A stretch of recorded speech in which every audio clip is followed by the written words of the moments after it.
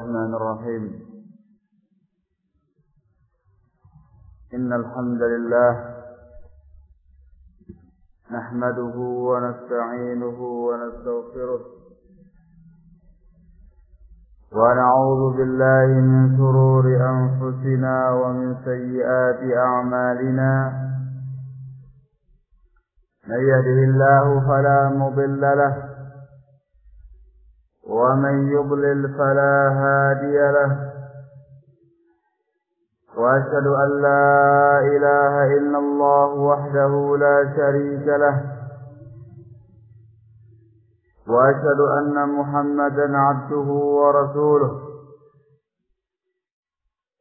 يا أيها الذين آمنوا اتقوا الله حق تقاته ولا تموتن إلا وأنتم مسلمون يا أيها الناس اتقوا ربكم الذي خلقكم من نفس واحدة وخلق منها زوجها وبث منهما رجالا كثيرا ونساء واتقوا الله الذي تساءلون به والأرحام إن الله كان عليكم رقيبا يا أيها الذين آمنوا اتقوا الله وقولوا قولا سديدا يصلح لكم أعمالكم ويغفر لكم ذنوبكم ومن يطع الله ورسوله فقد فاز فوزا عظيما أما بعد فإن أصدق الحديث كتاب الله وخير الهدي هدي محمد صلى الله عليه وعلى آله وسلم وشر الأمور محدثاتها وكل محدثة بدعة وكل بدعة ضلالة وكل ضلالة في النار أيها الناس خنا في الدين أعزكم الله Alhamdulillah kita senantiasa bersyukur kepada Allah Subhanahu wa taala di mana dengan taufik dan hidayah dari Allah Subhanahu wa taala semata pada malam hari ini kita bisa berkumpul di rumah Allah Subhanahu wa taala ini dalam rangka untuk mengkaji dinul Islam, agama Islam yang dibawa oleh Rasulullah sallallahu alaihi wa ala alihi wasallam. Dan insyaallah taala pada kesempatan kali ini kita akan membahas satu kitab besar yang ditulis atau dikumpulkan oleh salah seorang talibul ilm yang bernama Abu Abdillah Jammad bin Farihan Al-Harisi waffaqahullah, yang berjudul Lamud Durrul Mansur min al-Qawl al-Ma'thur. Kitab ini khana fillah azakumullah adalah satu kitab yang mengumpulkan ayat, hadis dan juga asar dari kalangan para sahabat, para tabi'in, para tabi'in, dan juga dari para imamatul huda, para ulama ahlussunnati wal jamaah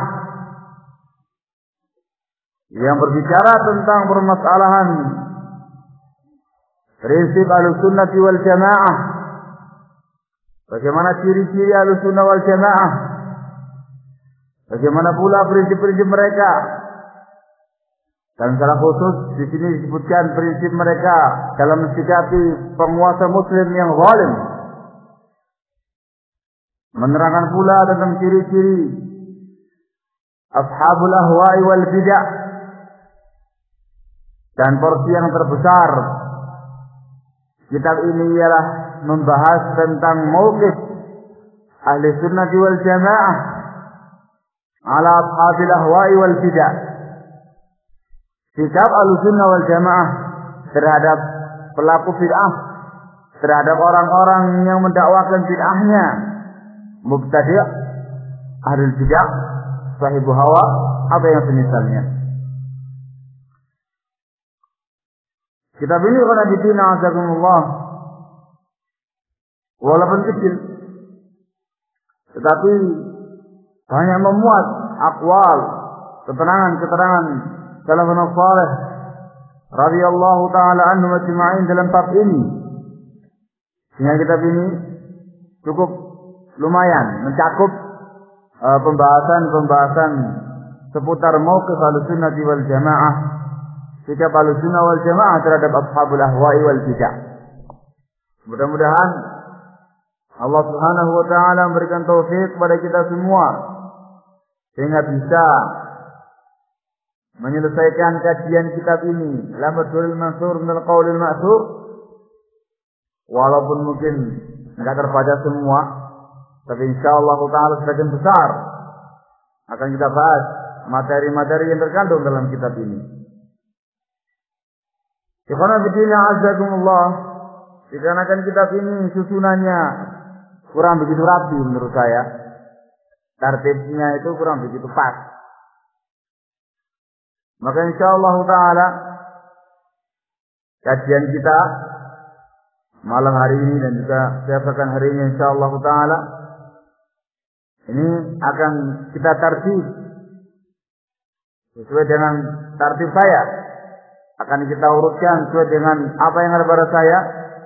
Sesungguhnya mengambil juga dari keterangan-keterangan beliau di sini, wafaqahullah, cuman loncat-loncat.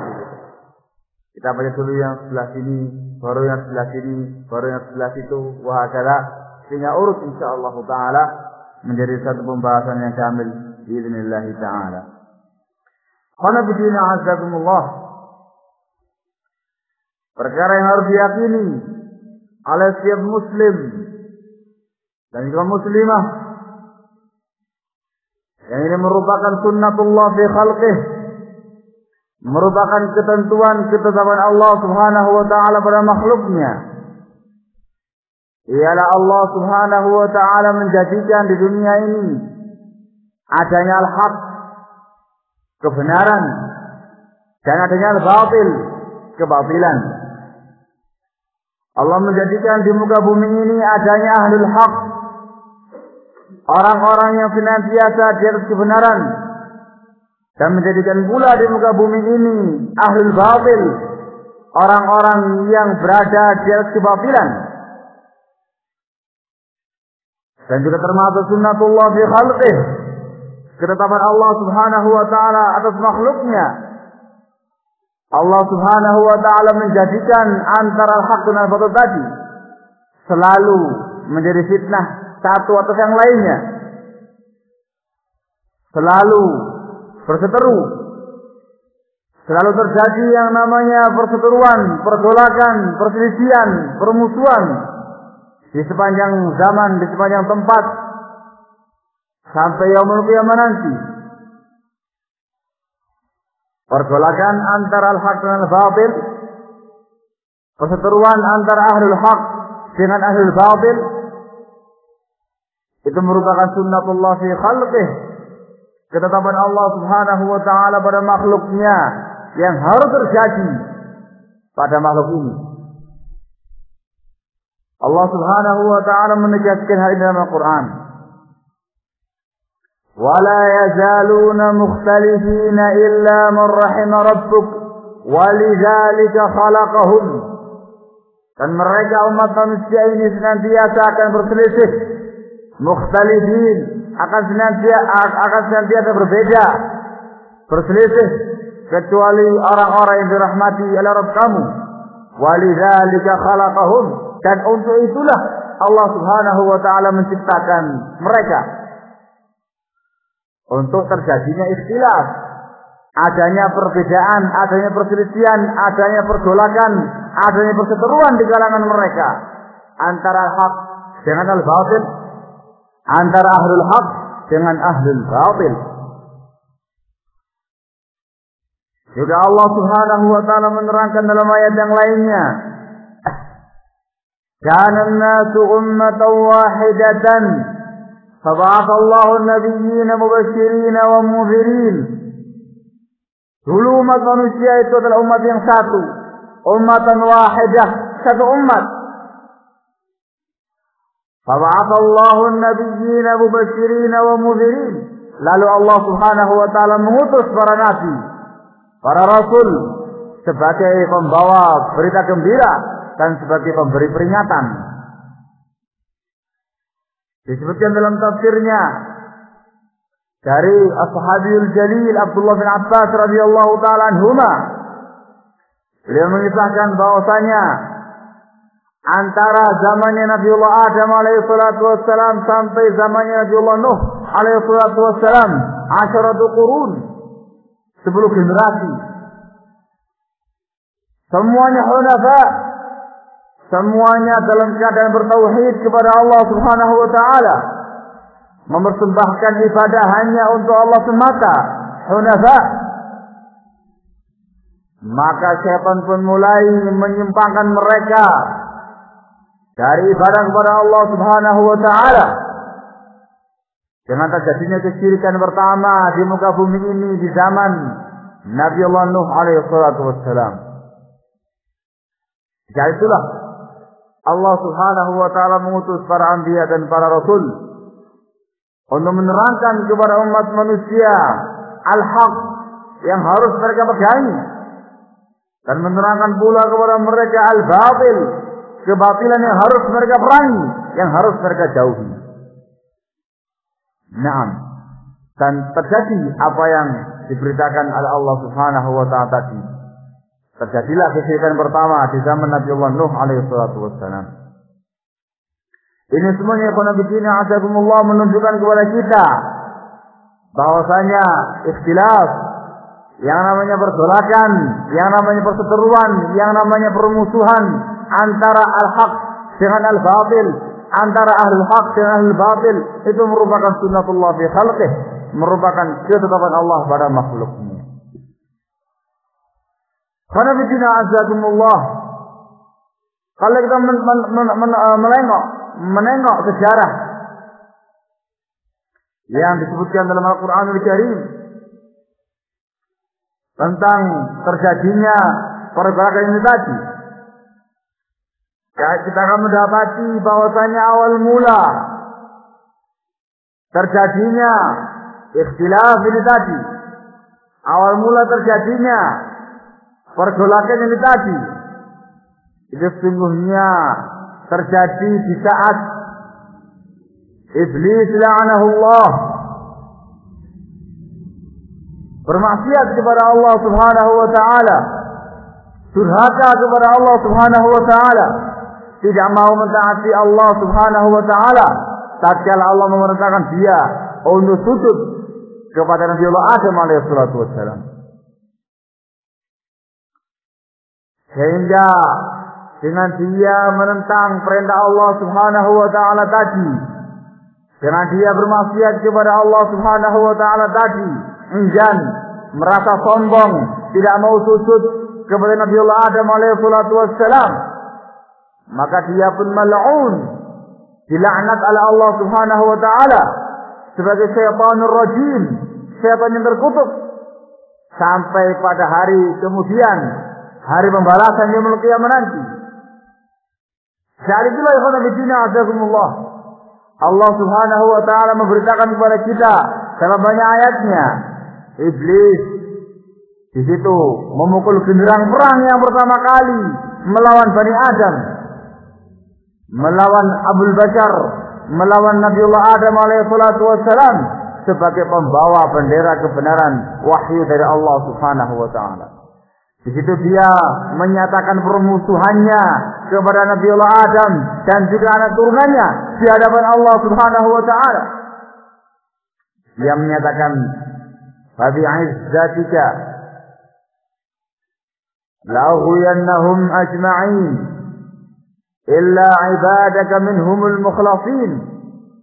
Sungguh-sungguh demi kemuliaanmu, ya Allah, Sungguh-sungguh aku akan menyimpangkan mereka semua kecuali hamba-hambamu yang diikhlaskan olehmu.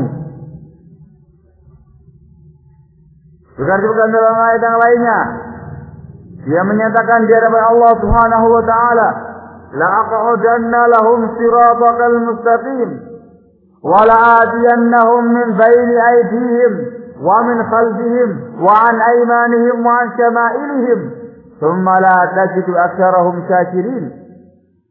Sungguh-sungguh aku akan halangi mereka. Aku akan duduk menghalangi mereka dari jalan yang lurus, ya Allah. Dan sungguh-sungguh aku akan datangi mereka dari arah depan mereka, dari belakang mereka, dari sebelah kanan mereka, dan juga dari sebelah kiri mereka. Wala tajidu aktsarahum syakirin. Dan engkau ya Allah tidak akan mendapati kebanyakan mereka bersyukur kepadamu. Sumpah serapah iblis ini, karena bitina azakumullah. Ini merupakan genderang perang pertama yang dipukulkan oleh dia la'anahullah untuk memusuhi Abul Bashar, Nabi kita, Bapak kita Adam alaihi salatu wassalam, dan juga anak turunannya sampai yaumul qiyamah nanti. Di saat itulah perang pertama dikumandangkan antara al-haq yang dibawa oleh Abul Bashar, Nabi kita Adam alaihi salatu wassalam, melawan al-batil yang benderanya dibawa oleh iblis la'anahullah sebagai seorang makhluk yang rajim, yang terkutuk di hadapan Allah Subhanahu wa taala. Dan termasuk sunnatullah pula, peperangan ini terjadi bukan di surga, tetapi terjadi di darul imtihan, terjadi di dunia ini, negeri tempat ujian, negeri tempat cobaan di dunia ini. Dengan diturunkannya Nabiullah Adam alaihissalatu wassalam dari surga menuju ke dunia ini, juga dikeluarkannya iblis la'anahullah dari surga menuju ke dunia ini, maka di dunia inilah tempat terjadinya pertempuran tadi, tempat terjadinya pergolakan tadi antara al-haq yang dibawa benderanya oleh bapak kita Adam alaihissalatu wassalam melawan al-batil yang benderanya dibawa oleh iblis la'anahullah. Di dunia ini tempatnya. Saat itu dan sampai yaumul qiyamah nanti, yang namanya iblis la'anahullah akan terus berupaya menggoda Bani Adam, menyimpangkan Bani Adam dari siratal mustaqim, dari jalan Allah yang lurus, dari al-haq yang dibawa oleh Nabiullah Adam alaihissalatu wassalam. Dan terus kalau kita membaca sejarah umat manusia, dari sejarah demi sejarah, generasi demi generasi, nabi demi nabi, rasul demi rasul, kita melihat terus yang namanya pergolakan tadi berlangsung, pertemuan tadi berlangsung, peperangan terus berlangsung antara al-haq dengan al-batil. Al-haq yang dibawa benderanya oleh Abul Bashar, yang kemudian diteruskan oleh para anbiya wal rusul dan para pengikut mereka, melawan al-batil yang benderanya dibawa oleh iblis la'anahullah, yang kemudian diteruskan estafet oleh orang kufar dari kalangan orang-orang Yahudinya, ataupun dari kalangan Nasraninya, ataupun dari kalangan musyrikinya, ataupun dari kalangan orang kufar yang lainnya. Terus berlangsung dan silih berganti yang namanya pergolakan tadi terjadi. Naam. Dan sampai pada akhirnya di zaman Nabi yang terakhir, Rasul yang terakhir, Nabi kita Muhammad sallallahu alaihi wa ala alihi wasallam. Naam. Di zaman beliau, fanabiyina azakumullah, al-haq nampak. Al-haq mencapai puncak-puncak kejayaannya. Al-batil terpuruk ketika itu. Yang namanya kesesatan, bendera iblis la'anahullah tumbang ketika itu. Di zaman Rasulullah sallallahu alaihi wa alihi wasallam mendakwakan Islam kepada umat manusia, dengan disempurnakannya agama ini oleh Allah Taala, dengan turunnya ayat al-yauma akmaltu lakum dinakum wa atmamtu 'alaikum ni'mati wa raditu lakum al-Islam dinan. Maka al-haq mencapai puncak-puncak keemasannya, mencapai masa-masa kejayaannya. Al-batil terburuk. Ahlul batil diinjak-injak dengan kaki kaum muslimin.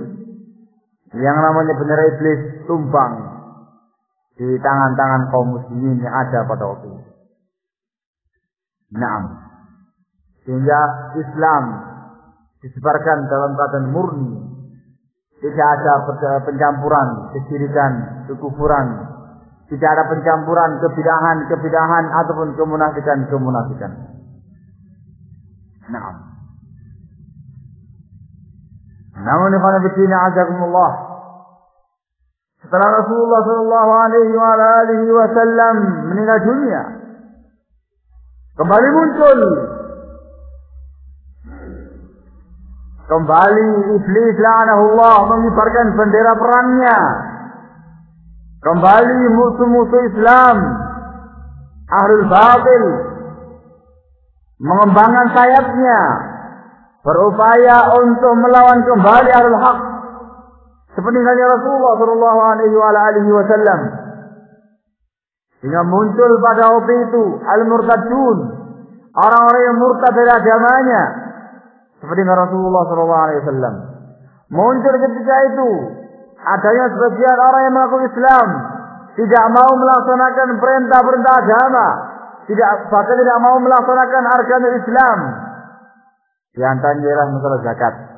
Mereka menolak untuk memberikan zakat kepada Khalifatul Rasyid Abu Bakar Siddiq radhiyallahu taala anhu sebagai penerus Rasulullah sallallahu alaihi wasallam. Muncul ketika itu. Kebatilan mulai menggeliat. Namun kemudian karena fitina azakumullah berhasil dipatahkan oleh Abu Bakar Siddiq radhiyallahu taala anhu, dan betul-betul mereka ahlul batil tunduk, tidak bisa berbuat apa-apa di zaman kekhilafahan Umar bin Khattab radhiyallahu taala anhu, al-Khalifah Tsani, khalifah yang kedua Umar bin Khattab radhiyallahu taala anhu. Tidak bisa berbuat apa. Masa-masa kejayaan Islam, masa-masa persatuan Islam itu mencapai puncak keemasannya di zaman beliau radhiyallahu taala anhu. Yang namanya kekufuran, yang namanya kesyirikan hancur lebur, terburuk, dibikin kau oleh kekuatan Islam ketika itu. Di masa beliau lah tumbangnya kekuasaan Persia. Di masa beliau lah tumbangnya kekuasaan Romawi. Peradaban Barat ketika itu hancur lebur di hadapan Islam, di hadapan al-haq, di hadapan ahlul haq, dengan kepemimpinan al-Khalifah Tsani Umar bin Khattab radhiyallahu taala anhu.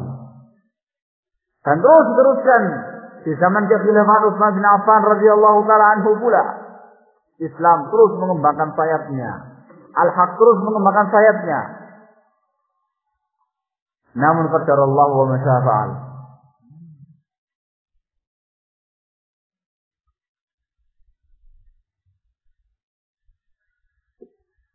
Namun qadarallahu wa ma syaa fa'al. Memang itu merupakan ketentuan dari Allah Subhanahu wa taala. Itu merupakan takdir dari Allah Subhanahu wa taala. Bahwasanya umat ini pasti akan berpecah. Umat ini pasti akan berselisih. Pasti terjadi yang namanya pergolakan antara hak dan al-batil. Pasti terjadi yang namanya perseteruan tadi. Tidak mungkin tidak. Maka dengan takdir Allah Subhanahu wa taala pula, di akhir-akhir kekhilafahan Utsman bin Affan radhiyallahu taala anhu, al-Khalifatul Tsalits yang ketiga, al-Khalifatul Rasyid Utsman bin Affan radhiyallahu taala anhu, kembali iblis la'anahullah membikin makar jahatnya. Kembali iblis la'anahullah berupaya untuk mengibarkan bendera kebatilannya. Tapi kali ini khana fitina azakumullah, dia tidak lagi menggunakan dengan kekuatan-kekuatan kesyirikan atau kekufuran, kekuatan non-Islam. Iblis kali ini sudah putus asa menghadapi kekuatan al-haq, kekuatan Islam, ya demikian kuatnya, ya demikian gagah perkasanya. Nggak berani. Maka dia mulai menggunakan cara lain, menggunakan cara licik.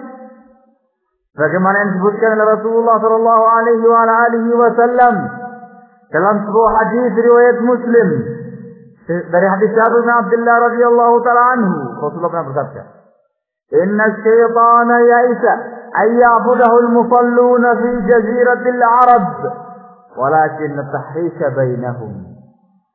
Sesungguhnya syaitan putus asa, sedang tidak punya harapan sama sekali bakal diibadahi oleh kaum muslimin di negara-negara Arab. Akan tetapi dia memiliki cara yang sangat licik, yaitu at-tahrish bainahum, dengan cara upaya mengadu domba kaum muslimin, membuat mereka carut-marut, membuat mereka tercerai-berai, membuat mereka berselisih. At-tahrish bainahum. Dan upaya ini azakumullah yang diupayakan oleh syaitan, oleh iblis la'anahullah. Mulai dia melancarkan makar-makar busuknya, mulai dia berupaya melawan al-haq dengan bendera kebatilan yang dia bawa, dengan cara dia memasukkan tokoh-tokoh kekufuran, tokoh Yahudi atau tokoh Nasrani, pura-pura masuk Islam untuk merusak Islam dari dalam. Ketika itu muncul seorang Yahudi yang bernama Abdullah ibn Saba dari Yaman. Dari Yaman. Nah, Abdullah ibn Saba asluhu Yahudi. Orang ini Yahudi aslinya. Tetapi dia kemudian berpura-pura masuk Islam. Berpura-pura masuk Islam untuk berupaya menghancurkan Islam dari dalam, menggunakan upaya tahrish iblis tadi. Upaya tahrish mengadu domba kaum muslimin itu merupakan makarnya iblis dari dalam.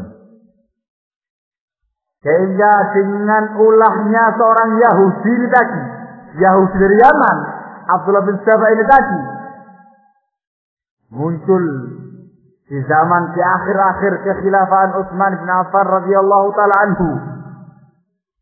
Dia berhasil menggoyang kaum muslimin sehingga muncul pada waktu itu apa yang disebut dengan istilah khawarij. Dia ikut andil walaupun bukan dia pelaku utamanya. Muncul ketika itu yang namanya gerakan khawarij, yang bahasa kerennya gerakan reaksioner, upaya untuk menggulingkan kekhilafahan Utsman bin Affan radhiyallahu taala anhu, upaya untuk menggulingkan penguasa muslim yang ada pada waktu itu,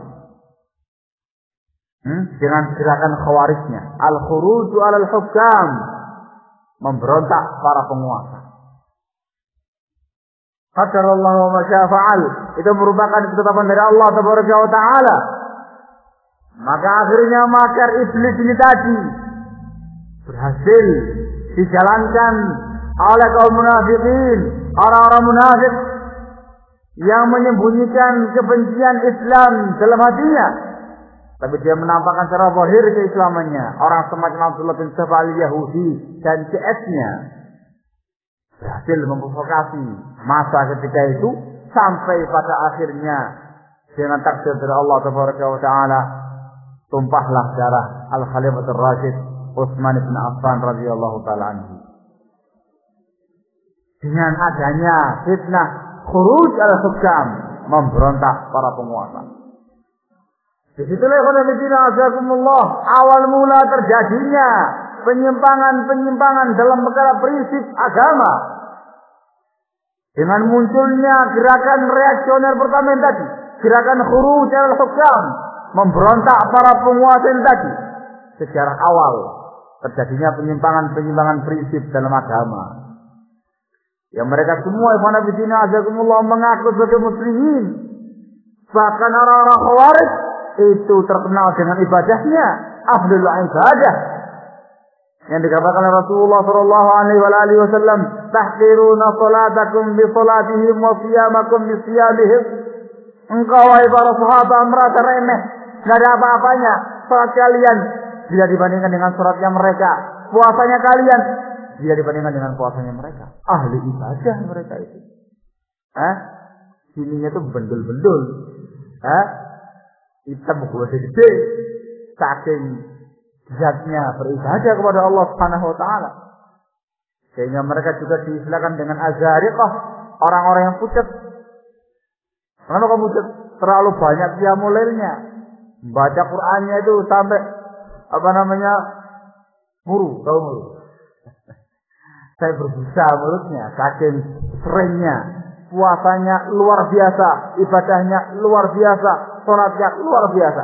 Sampai dijuluki dengan seperti itu. Orang-orang yang pucat. Nah, ibadah ya, mengaku sebagai muslim. Disitulah saat awal mula terjadinya penyimpangan prinsip pada agama ini. Disitulah awal mula terjadinya perpecahan seperti yang diberitakan oleh Rasulullah sallallahu alaihi wasallam dalam sabdanya yang ma'ruf, wa inna hadhihi al-ummata sataftariqu ala 73 firqatan kullaha fin-nar atau kulliha fin-nar illa wahidah wa hiya al-jamaah. Umat ini akan berpecah belah menjadi 73 golongan, semua dalam neraka kecuali satu, yaitu al-jamaah. Jamaahnya para sahabat ya Pak. Jamaahnya kaum muslimin yang ada pada waktu itu. Yang ada pada waktu itu, para sahabat, para tabi'in yang masih di atas sunnahnya Rasulullah sallallahu alaihi wasallam. Nah, ketika itu muncul serpihan pertama yang namanya Khawarij. Khawarij ini termasuk panser tua. Khawarij ini, termasuk yang paling kuat di antara sekian banyak kelompok-kelompok semalan yang ada. Muncul ketika itu serpihan kecil yang namanya Khawarij. Gerakan reaksioner pertama dengan upaya makar pertama yang jahat membunuh Utsman bin Affan radhiyallahu taala. Yang namanya Iblis tidak berhenti sampai sini saja. Merasa berhasil membuat serpihan-serpihan kecil di tubuhnya kaum muslimin. Enggak berhenti sampai sini saja. Diteruskan sama dia dengan makar-makar jahatnya. Mulai menggeliat yang namanya Iblis la'anahullah, membuat makar baru, membuat kaum muslimin dikaburkan tentang prinsip agamanya. Muncul pula di awal-awal dan bahkan di zaman-zaman kekhilafahan Ali bin Abi Thalib radhiyallahu taala anhu, serpihan yang kedua. Kalau tadi serpihan yang pertama orang-orang Khawarij, sekarang muncul serpihan yang kedua yang dikenal dengan nama Syiah. Syiah yang sekarang disebut dengan Rafidhah.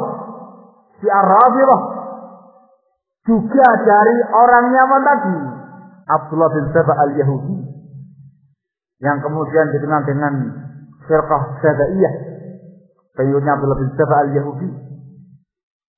Mereka ini khonafidina azakumullah zanadiqah. Mereka ialah kaum munafiqin, i'tiqadiyin. Kaum munafik i'tiqadi yang menyembunyikan kebenciannya kepada Islam dalam hati mereka dan menampakkan secara zahir keislaman mereka. Sangat benci kepada Islam. Menampakkan secara zahir kecintaan kepada Ahlul Bait, kecintaan kepada keluarganya Rasulullah sallallahu alaihi wasallam, dan secara khusus kecintaan kepada Ali bin Abi Thalib dan anak turunannya. Ali bin Abi Thalib, Fatimah radhiyallahu anha, Hasan Husain wa ila akhirih, dari turunannya Ali bin Abi Thalib radhiyallahu taala anhu ketika itu. Pertamaikan dengan kecintaan kepada Ahlul Bait, tetapi dengan sikap yang sangat hulu, berlebihan dalam sikap mereka, sampai di depan Ali bin Abi Thalib radhiyallahu taala anhu mereka berani mengatakan antahu, kamu dia orangnya, kamu orangnya dia. Ketika Ali bin Abi Thalib radhiyallahu anhu marah, man ana, siapa saya? Antahu, kamu dia, siapa saya? Kata mereka, anta ilahuna, bukankah engkau adalah Tuhan kami, sembahan kami? Langsung marah ketika Ali bin Abi Thalib radhiyallahu taala anhu melihat mereka sudah mulai memunculkan taringnya. Sampai pada tingkat meyakini bahwasanya Ali bin Abi Thalib radhiyallahu taala anhu menjadi ilah min dunillah, sesembahan selain Allah Subhanahu wa taala. Ada lagi yang meyakini bahwasanya Ali bin Abi Thalib lebih pantas jadi nabi. Jadi malaikat Jibril itu ialah khain, pengkhianat, salah alamat. Seharusnya risalah kenabian itu diserahkan kepada Ali bin Abi Thalib radhiyallahu taala anhu. Salah alamat diserahkan kepada Muhammad bin Abdullah sallallahu alaihi wasallam. Khain kata mereka, ini pengkhianat yang namanya Jibril. Allah musta'an. Ada lagi yang sampai para minat mencaci maki Abu Bakar Siddiq radhiyallahu taala anhu dan juga Umar bin Khattab radhiyallahu taala anhu. Mencaci maki Aisyah radhiyallahu anha, mencaci maki Abu Hurairah dan juga bahkan mengkafirkan seluruh para sahabat kecuali orang-orang yang mereka khususkan. Nah, ketika itu pada Medina azakumullah, Ali bin Abi Thalib radhiyallahu taala anhu tatkala melihat kondisinya seperti ini, adanya sebagian orang yang muslim menjadikan dia sebagai ilah min dunillah, sebagai Tuhan sesembahan selain Allah Subhanahu wa taala, langsung dia memerintahkan anak buahnya, memerintahkan para menterinya yang namanya Kumbur untuk menggali parit. Digali parit yang sangat lebar. Kemudian beliau memerintahkan kaum muslimin untuk mencari kayu bakar, dimasukkan di dalam parit tersebut dan diperintahkan untuk dinyalakan dengan api. Dinyalakan apinya, menyala-nyala. Dan beliau juga memerintahkan kaum muslimin untuk menangkapi pengikutnya Abdullah bin Sabah al-Yahudi tadi. Tangkap itu. Sebagian ada yang nyemplung dalam api tadi, sebagian lagi ada yang lari, dan wallahu a'lam bishawab, kemana rimbanya Abdullah bin Sabah tadi itu tidak diketahui. Apakah dia termasuk orang yang nyemplung dalam api tadi, ataukah dia lari? Wallahu a'lam bishawab. Kalau demikian sikapnya Ali bin Abi Thalib radhiyallahu taala anhu, dan sempat dihindari oleh sebagian para sahabat dikarenakan dia mengadab atau dikarenakan dia menghukum orang seperti dengan api, padahal la yu'adzibu bin nar illa rabbun nar, tidak boleh mengadab dengan api kecuali Rabbun nar, zat yang memiliki api, yakni Allah Subhanahu wa taala. Nah, itu muncul serpihan yang kedua yang namanya Syiah. Yang namanya Syiah. Dan terus qanabina azakumullah, serpihan demi serpihan, sempalan demi sempalan muncul ketika itu, melepaskan dirinya dari jamaahnya para sahabat, melepaskan dirinya dari al-jamaah kaum muslimin yang masih dari sunnahnya Rasulullah sallallahu alaihi wasallam. Muncul di akhir-akhir zamannya para sahabat serpihan baru yang namanya Qadariyah, yang dari Basrah dibawa oleh Ma'bad al-Juhani al-Basri dari Basrah Kufah, Irak, yang meyakini al-amru unuf, bahwasanya Allah Subhanahu wa taala tidak mengetahui sesuatu sampai terjadinya perkara tadi, mengingkari ilmu Allah yang azali. Muncul ketika itu serpihan baru yang namanya Qadariyah dan diingkari secara langsung oleh Abdullah bin Umar radhiyallahu taala anhuma. Bagaimana disebutkan dalam hadis Muslim, hadis yang pertama, saat itu belum membawakan hadis Jibril yang panjang dari bapaknya Umar bin Khattab radhiyallahu taala anhu. Wahakala. Terus kemudian bermunculan serpihan-serpihan baru, sempalan-sempalan baru, memisahkan dirinya dari jamaahnya para sahabat, jamaah kaum muslimin yang di atas sunnahnya Rasulullah sallallahu alaihi wasallam. Saat itulah semakin seru pergolakan antara al-haq dan al-batil. Semakin dahsyat perseteruan antara ahlul haq dengan ahlul batil, yang ternyata mereka semuanya adalah ngaku muslimin. Yang namanya Khawarij ngaku muslim, yang namanya Syiah Rafidhah ngaku muslim, yang namanya Qadariyah ngaku muslim.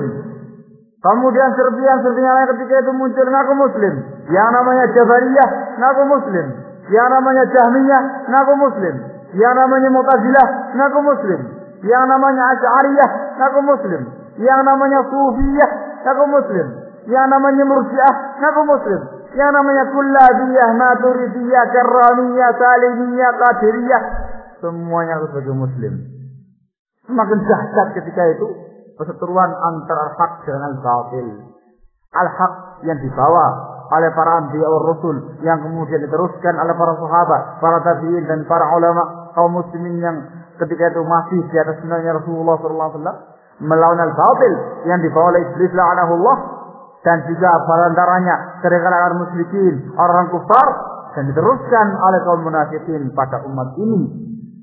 Mereka ialah orang-orang yang menyempal dari prinsip agama ini, dari orang khawarijnya dan yang lainnya, serpian kecil yang disebutkan tadi.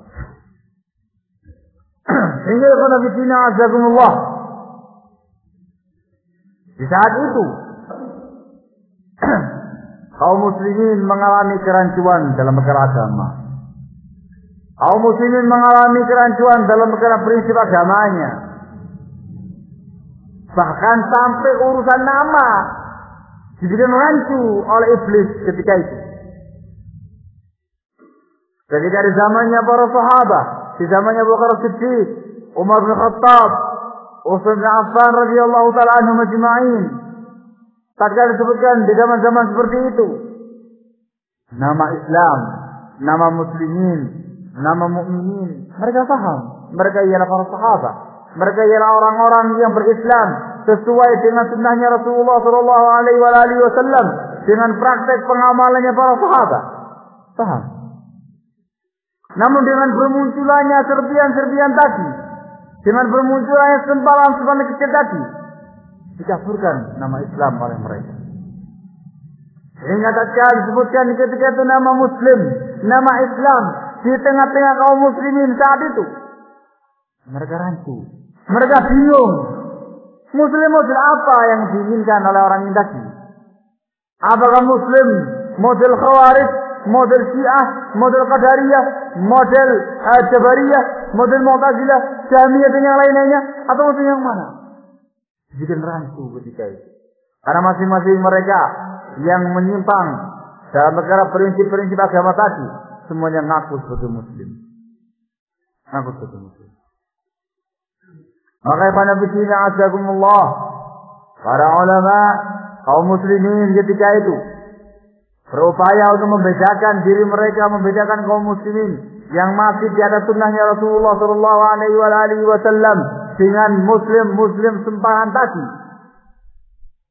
Maka dimunculkanlah ketika itu nama-nama syar'i oleh para ulama kaum muslimin untuk membedakan mereka dengan serpian-serpian kita. Muncul ketika itu nama ahlul hadis, nama ashabul hadis. Muncul ketika itu nama al-firqatun najiyah, nama taifah al-mansurah. Muncul ketika itu nama ahlus sunnah, ahlul jamaah, ahlus sunnah wal jamaah, nama al-jamaah, as-sawatul a'zam. Wah, dimunculkan oleh para ulama ketika itu nama-nama syar'i untuk menerangkan kepada kaum muslimin ketika itu bahwasanya muslim yang masih di atas sunnahnya Rasulullah SAW sebagai pembawa bendera al-haq ialah mereka al-hadis, ashabul hadis, apa yang pada surah al-firqatun najiyah, ahlus sunnah, ahlul jamaah, ahlus sunnah wal jamaah, al-jamaah, as-sawatul a'zam, misalnya. Dan juga menerangkan kepada mereka pula bahwasanya serpian-serpian tadi semuanya adalah kelompok-kelompok yang menyempal dari jamaahnya para sahabat. Nah, nama-nama tadi khonafidina azakumullah dimunculkan oleh para ulama kaum muslimin dengan berbagai macam tujuan. Di antara tujuan mereka ialah dalam rangka untuk satu, menerangkan kepada umat siapa sesungguhnya muslim yang sahih, muslim yang masih di atas sunnahnya Rasulullah SAW. Tujuan yang kedua ialah dalam rangka untuk mengcounter pemikiran-pemikiran bid'ah pada waktu itu. Di saat-saat mereka ketika itu mendewakan akalnya, mendewakan pemikiran-pemikiran kalamiyahnya, mendewakan filsafatnya. Dimunculkan nama ahlul hadis, nama ahlul athar oleh para ulama untuk menggambarkan, menjelaskan kepada kaum muslimin bahwa Islam yang benar ialah Islam yang kembali kepada hadisnya Rasulullah sallallahu alaihi wasallam, kembali pada asarnya para sahabat radhiyallahu taala anhum ajma'in, bukan orang-orang yang kembali pada akal pikirannya atau pendapatnya pribadi atau filsafatnya atau ilmu kalamnya atau yang lain-lainnya. Dengan tujuan bertadi. Tapi kalau muncul ketika itu serpian bid'ah yang banyak tadi, dimunculkan nama ahli sunnah, dimunculkan nama ahli jamaah untuk menerangkan kepada umat bahwasanya Islam yang benar ialah Islam yang kembali kepada sunnahnya Rasulullah sallallahu alaihi wasallam, bukan kembali kepada kebid'ahan tadi. Islam yang benar ialah yang kembali kepada jamaahnya para sahabat, ahlul jamaah, bukan orang-orang yang nyempal serpian-serpian itu tadi. Naam, dimunculkan ketika itu kharabitin azakumullah nama-nama seperti itu. Nama-nama ini pun juga diambil oleh para ulama dari sebagian sabda Rasulullah SAW. Nama Al-Firqatun Najiyah itu diambil dari riwayat yang dibawakan tadi. Wa inna hadhihi al-ummata sataftariqu ala 73 firqatan kullaha fin nari illa wahidah. Umat ini akan terpecah menjadi 73 golongan, semua dalam neraka kecuali satu. Satu inilah yang dikatakan Al-Firqatun Najiyah, kelompok yang selamat, yaitu al-jamaah, jamaahnya para sahabat, ahlul haq yang membawa bendera kebenaran tadi. Nama Taifah al-Mansurah diambil dari hadis, la tazalu ta'ifatun min ummati zahirina 'ala al-haq la yadurruhum man khazalahum wala man khalafahum hatta ya'ti amrullah ta'ala wa hum kadzalik. Akan senantiasa ada satu taifah, satu kelompok pada umat ini yang terus-menerus nampak di atas kebenaran. Tidak merugikan mereka orang-orang yang menyelisih mereka atau yang merendahkan mereka hingga datangnya urusan Allah Subhanahu wa taala, dan mereka tetap demikian kondisinya.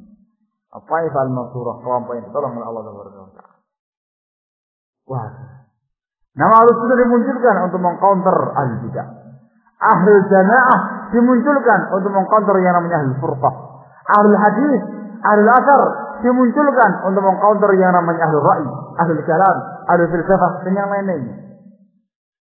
Sehingga khonafidina azakumullah ketika itu, dengan munculnya nama-nama seperti ini, kembali al-haq nampak jaya, dan secara khusus di zaman Imam Ahmad rahimahullah. Nah, terbedakan. Ini adalah al-haq, ini adalah al-haq yang membawa bendera kebenaran, meneruskan tongkat estafet yang dibawa oleh para anbiya wa rasul. Sementara serpian-serpian tadi, sempalan-sempalan tadi adalah ahlul batil yang membawa tongkat estafet kebatilan yang diwaris dari iblis la'anahullah. Wadah.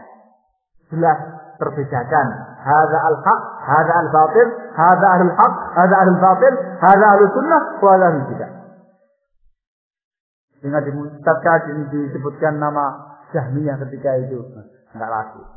Oh, mereka adalah Jahmiyah, serpian-serpian sempalan-sempalannya sesat. Dimunculkan nama Asy'ariyah ketika itu, mereka ialah kelompok-kelompok sesat. Ketika dimunculkan ketika itu nama Jahmiyah, Mu'tazilah, Qadariyah, Syiah, Khawarij dan yang lainnya, mereka itu kelompok-kelompok sesat. Ahlul batil mereka itu yang membawa bendera kebatilan, meneruskan estafet iblis. Ketika disebutkan nama Ahlussunnah, Ahlul Jamaah, Ahlul Hadis, Ashabul Hadis, kaum muslim bergembira. Mereka ahlul haq. Mereka orang-orang yang membawa kebenaran, meneruskan estafetnya para anbiya wa rasul, membawa kebenaran secara agama Allah Subhanahu wa taala. Ketika itu, secara khusus masa-masa kejayaannya di zaman Imam Ahmad ibn Hanbal rahimahullah, sehingga beliau dikenal dengan Imam Ahli Sunnati wal Jamaah, Al-Imamul Mufajjal, Imam Ahli Sunnati wal Jamaah. Kemudian yang khonafidina azakumullah, generasi demi generasi berlanjut. Kembali yang namanya iblis la'anahullah puter otak. Cari upaya lain supaya jangan sampai mampus ini anak buahnya. Terkapar KO begitu, gelempangan dengan munculnya nama Ahlussunnah tadi, dengan dakwah Ahlussunnah yang demikian menyebar, dipimpin oleh para ulama ahlul hadis semacam dan sekaliber Imam Ahmad rahimahullah ta'ala dan semisalnya. Iblis putar otak.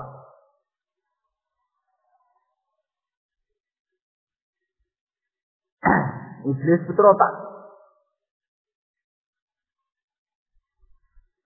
Dicari cara bagaimana caranya supaya al-batil tadi itu berkibar kembali benderanya, diterima lagi dagangannya oleh kaum muslimin. Naam, maka di zaman-zaman akhir ikhwan fillah azzakumullah dimunculkan oleh iblis la'anahullah serpian-serpian baru, sempalan-sempalan baru yang menyempal dari siratal mustaqim, dari jalannya lurus, menyempal dari sunnahnya Rasulullah SAW, menyempal dari jamaahnya para sahabat tadi, menyempal dari ahlul haq tadi, serpian-serpian baru yang sesungguhnya itu bentuk moderasi dari serpian-serpian lama, dari mbah-mbah mereka, moyang-moyang mereka terdahulu, dimunculkan oleh iblis la'anahullah serpian-serpian kita kenal dengan nama Ikhwanul Muslimin, firqah ikhwaniyah bungloniyah, kelompok sempalan ikhwaniyah. Ikhwanul Muslimin mereka mengatakan, yang sahih Ikhwanul Muslimin bungloniyah dikarenakan mereka putih bunglon, kalau pas nemploknya ke merah jadi merah, nemploknya ke biru membiru, nemploknya ke hijau royo-royo. Wah, kata muncul lagi kemudian firqah tablighiyah komporiyah, panciyah, kelompok-kelompok tabligh yang mengatakan sebagai jamaah tabligh yang sana kemari khuruj, bukan pemberontak, mereka penakut. Khuruj artinya refreshing, siyahah istilahnya itu, keliling-keliling sana kemari bawa kompor, bawa panci, bawa selimut, datang ke masjid sini masjid sana, siyahah sini siyahah sana, firqah tablighiyah komporiyah panciyah. Ya, muncul pula serpian-serpian lain. Semuanya ulama moderat dari itu semua, dari pansel-pansel yang lama tadi. Muncul yang namanya Hizbut Tahrir sebagai bentuk moderat terbaru, Mu'tazilah pendewa akal. Muncul pula kelompok-kelompok lain yang sangat banyak. Ahlul Jamaatul Jihad sebagai bentuk baru, gerakan reaksioner orang-orang Khawarij dahulu yang moyangnya Abdullah bin Sabah al-Yahudi dari Yaman, ya ikhwan. Jamaatul Jihad banyak jihad-jihadnya itu. Ada yang muncul takfiriyun, orang-orang yang gampang mengkafirkan kaum muslimin yang bukan kelompoknya. Orang-orang Jamaatul Jihad yang model-model Imam Samudra CS-nya itu, yang senang membuat kerusuhan-kerusuhan di negara Indonesia dan sekitarnya dengan bom-bomnya tadi itu, meresahkan masyarakat dan bahkan meresahkan orang-orang yang berupaya mengamalkan sunnah Rasul karena mereka dianggap sama. Maka berbagai macam serpian-serpian, sempalan-sempalan baru dimunculkan oleh iblis la'anahullah di zaman-zaman akhir ini. Wa subhanallah, mereka semuanya mengaku sebagai Ahlussunnah wal Jamaah. Tidak hanya mengaku sebagai muslimin, tetapi mereka juga mengaku sebagai Ahlussunnah wal Jamaah. Saya adalah Ahlussunnah yang berupaya untuk mendakwakan sunnah Rasulullah SAW. Saya adalah Ahlussunnah. Prinsip saya sama, kembali kepada kitabullah dan sunnah Rasulullah SAW.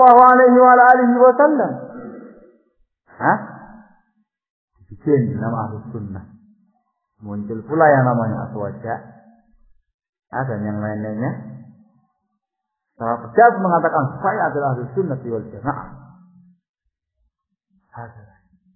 Ini upaya iblis dengan prinsip tahrif tadi. Berupaya untuk membuat serpian-serpian baru, gacoan baru istilahnya. Dengan nama-nama baru pula. Tetapi kemudian dengan label yang lebih manis, dengan menyandang nama Ahlus Sunnah wal Jamaah. Sehingga mereka semua ikhwan fillah azakumullah teriak-teriak ke sana kemari. Mereka ini. Bahwasanya kami adalah Ahlus Sunnah, Ahlus Sunnah, Ahlus Sunnah, Ahlus Sunnah. Kembali pada sunnah, Al-Quran dan sunnah, Sunnah. Akhirnya kaum muslimin dibikin bingung kembali di zaman-zaman akhir ini. Tentang siapa sesungguhnya Ahlus Sunnah wal Jamaah itu? Siapa sesungguhnya Ahlul Hadis, Ashabul Hadis, Ahlul Jamaah? Apa Ifal Mansurah, Al-Firqatun Najiyah itu? Tatkala sebutkan Ahlus Sunnah wal Jamaah, yang mengatakan, itu saya. Tatkala sebutkan nama Ahlus Sunnah wal Jamaah, yang Ikhwanul Muslimin firqah, pengeluarnya mengatakan, itu saya Ahlus Sunnah wal Jamaah ya. Dimunculkan lagi nama Ahlus Sunnah, nama kalah ini kelompok Qabariyah tadi. Saya tidak Ahlus Sunnah. Iya, tapi punya prinsip yang sama. Kembali pada kitabullah dan sunnah Rasulullah sallallahu alaihi wasallam. Nah, lebih dahsyat lagi ketika munculnya fitnah Sururiyah yang dibawa oleh Muhammad Surur bin Naif bin Al-Abidin, serpihan dari Ikhwaniyah, Bungloniyah. Sururiyah ini lebih ekstrim daripada Ikhwaniyah. Kalau Ikhwaniyah bunglon, amma hadza Sururiyah ekstrim mereka. Sangat ekstrim. Lebih banyak dekat dengan Jamaatul Jihad, Jamaatul Takfir. Muncul lebih dahsyat lagi ketika muncul yang namanya fitnah Qutbiyah, pengagum berat yang namanya Sayyid Qutb. Padahal dia ini jilnya Khawarij, gerakan reaksioner modern itu Sayyid Qutb dengan Qutbiyahnya. Semakin dahsyat dikarenakan mereka semuanya mengaku sebagai Ahlus Sunnah wal Jamaah. Dan lebih dahsyat lagi ketika tokoh-tokoh mereka di awal-awal pergerakan mereka muncul sempat diberi tazkiyah, rekomendasi oleh sebagian ulama besar Ahlus Sunnah, rekomendasi dari Syekh Ibnu Baz rahimahullah dan juga yang lain-lainnya. Dikarenakan mereka melihat pada waktu itu mereka adalah orang yang baik. Tapi belakangan ketahuan taringnya, ketahuan belangnya, ketahuan busuknya dengan gerakan-gerakan reaksioner baru, model Qutbiyah, model Sururiyah, model Jamaatul Jihad, model Imam Samudra, model Takfiriyun dan juga yang lainnya. Semakin dahsyat. Semakin dahsyat. Dan sebelumnya sudah dahsyat semuanya, zamannya Asy'ariyah, Maturidiyah, Kullabiyah, dahsyat. Mereka mengaku juga sebagai Ahlus Sunnah. Tapi semakin dahsyat ketika di zaman-zaman sekarang ini dengan kelompok-kelompok sempalan-sempalan baru seperti ini. Maka para ulama Ahlus Sunnah wal Jamaah sebagai pembawa bendera Al-Haq yang meneruskan estafetnya para anbiya wal mursalin, kembali mereka merasa bertanggung jawab untuk menyelamatkan kaum muslimin dari penyimpangan-penyimpangan prinsip tadi. Harus membedakan diri dari orang-orang yang mengaku sebagai Ahlus Sunnah tadi. Maka dimunculkan oleh para ulama Ahlus Sunnah nama syar'i yang namanya salaf. Sejarahnya nama salaf. Dakwahnya dengan dakwah salafiyah. Manhajnya dikatakan manhaj salafi. Manhaj salaf. Akidahnya dikatakan akidah salafiyah. Orangnya dikatakan salafi. Jamaknya salafiyin, salafiyun. Da'inya da'i salafi. Jamaknya du'at salafiyin. Ada tak?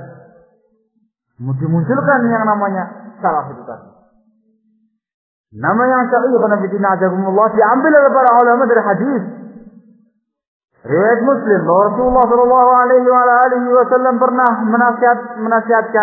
menasihati putrinya Fatimah radhiyallahu taala anha tatkala beliau sakit keras menjelang wafatnya. Beliau mengatakan, "Ittaqillaha wasbiri." Wahai putriku, bertakwalah kamu kepada Allah tabaraka wa taala dan isbiri, sabarlah kamu. Fa innahu ni'mas salaf ana laki. Karena sesungguhnya sebaik-baik salaf bagimu ialah saya. Salaf pendahulu. Naam. Dimunculkan nama salaf qanabitina azakumullah di tengah-tengah kaum muslimin untuk menerangkan kepada mereka bahwasanya yang namanya ahlul haq, yang namanya kaum muslimin yang senantiasa di atas sunnahnya Rasulullah sallallahu alaihi wasallam ialah yang kembali kepada pemahaman salafnya, yang kembali kepada pemahaman salafun salih. Siapa salaf itu? Ini para sahabat, para tabi'in, para tabi'in, dan para ulama generasi demi generasi yang terus membawa estafet tadi sampai zaman sekarang, sampai yaumul qiyamah nanti. Nah, dimunculkan nama salaf sehingga kaum muslimin kembali terbedakan, Ahlussunnah terbedakan dengan serpian-serpian tadi yang juga mengaku sebagai Ahlussunnah. Kalau dakwah Ahlussunnah, mereka menyatakan kita kembali kepada kitabullah dan sunnah Rasulullah sallallahu alaihi wasallam dengan pemahaman salaf, dengan pemahaman para sahabat, para tabi'in, para tabi'in, dan juga para ulama setelah mereka generasi demi generasi sampai zaman sekarang ini. Sementara yang lain-lainnya, tatkala mereka keluar, saya Ahlussunnah, saya Ahlussunnah, saya Ahlussunnah. Bagaimana kalau Ahlussunnah? Dia kan saya kembali kepada kitabullah dan sunnah Rasulullah sallallahu alaihi wasallam. Sekat. Difahami mana ya? Dengan pemahaman siapa wahai saudaraku? Wah, iya ya. Wah, rupanya ada yang baru. Dengan pemahaman siapa ya? Ya dengan pemahaman apa namanya? Kalau ikhwaniyahnya mengatakan dengan pemahaman Hasan Banna, tukang bangunan itu. Al-Banna kan tukang bangunan ya. Hasan Banna. Sufi ya, Asafi, batinan dia. Ini dengan pemahaman Said Hawa, dengan pemahaman Syekh Qutb. Sururiyahnya, oh ya dengan pemahaman Muhammad Surur bin Naif al-Abidin, dengan pemahaman Syekh Qutb, dengan pemahaman tokoh-tokoh kami. Siapa tokoh kamu? Oh, tokoh kami seperti Salman al-Auda, Safal Hawali, Adil Qarni, Nasir al-Umar, Abdurrahman Abdul Khalid, Syarif Hajjah, itu pun Ba'isah, dan yang lain-lainnya. Indonesia ini. Hah? Begitu. Nah, tablignya bagaimana? Wah, kami ya gimana lagi ya? Kembalinya dengan pemahaman jagoan mimpi tadi, Muhammad Ilyas. Jagoan mimpi ya, kalau dia mendirikan firqahnya dengan dasar mimpi. Model-model sufi ya. Akhirnya masing-masing ketahuan belangnya.